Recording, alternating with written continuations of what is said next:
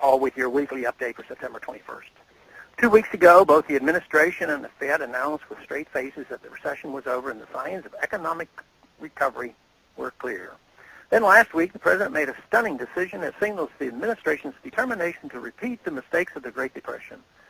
Much like the Smoot-Hawley tariffs that set off a global trade war that effectively doomed us to 10 more years of economic misery, Obama's decision to enact steep tariffs on Chinese imported tires could spark a trade war with the single most important trading partner we have.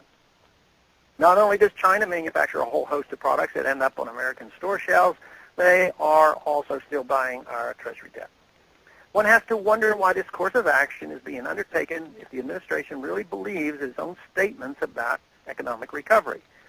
Why are they still trying to fix something they have supposedly already fixed? The most troubling thing is the rhetoric about free trade given to justify this. The administration claims it is merely enforcing trade policies and that this is necessary for free trade. This sort of doublespeak demonstrates a gross misunderstanding of free trade, economics, and world history. Yet these are the same people the country trusts to solve our problems.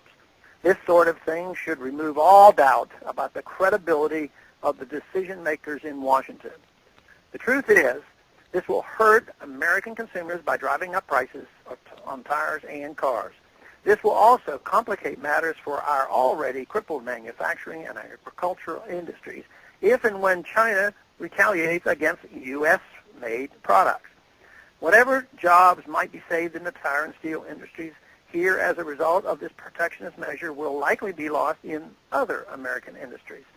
It is even doubtful that those jobs will be saved as cheap tires can be obtained from other places like Mexico instead. It is difficult to see any real winners among all the losers where trade wars are concerned. If unions think this is beneficial to them, they are being penny-wise and pound-foolish. Free trade with all and entangling alliances with none has always been the best policy in dealing with other countries on the world stage. This is the policy of friendship, freedom, and non-interventionism, yet people wrongly attack this philosophy as isolationist. Nothing could be further from the truth. Isolationism is putting up protectionist trade barriers, starting trade wars, imposing provocative sanctions, and then finding out we have no one left to buy our products. Isolationism is arming both sides of a conflict only to discover that you've made two enemies instead of keeping two friends. Isolationism is trying to police the world, but creating more resentment than gratitude. Isolationism is not understanding economics or other cultures, but clumsily intervening anyway and creating major disasters out of minor problems. The government should not be in the business of giving out favors to special interests or picking winners and losers in the market. Yet this has been most of what has consumed the politicians in Washington.